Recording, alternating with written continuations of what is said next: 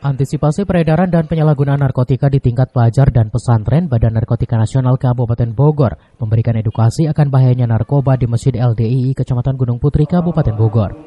Sosialisasi serta edukasi yang dilakukan BNNK Kabupaten Bogor kepada ratusan santri dan santriwati di Masjid LDII Kecamatan Gunung Putri, Kabupaten Bogor guna mencegah penyalahgunaan narkotika di kalangan remaja yang saat ini angka penyebarannya cukup tinggi.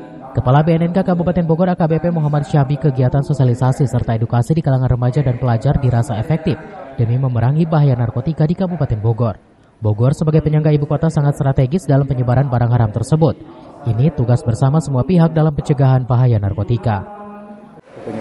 Untuk pencegahan, kita harap semua santri terbekali tentang bahaya penyalahgunaan narkoba dan tahu harus bersikap seperti apa apabila ada ajakan untuk itu, dan juga ngerti untuk bisa mengambil tindakan apabila menemukan adanya peredaran gelap di lingkungan. Kami atas nama warga LD Kabupaten Bogor mengucapkan terima kasih kepada BNNK Bogor dan dari Balai Besar BNN Bogor yang hadir untuk memberikan wawasan yang sangat bermanfaat bagi warga LD khususnya dan bagi warga masyarakat Kabupaten Bogor pada umumnya. Dan hari ini kami diikuti oleh 120 studi yang ada di Kabupaten dan Kota Bogor.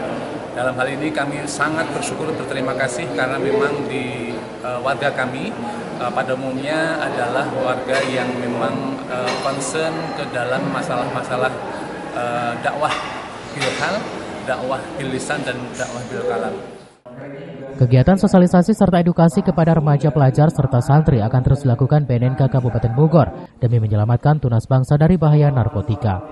Dari Gunung Putri, Kabupaten Bogor, Suhanda Abriji melaporkan.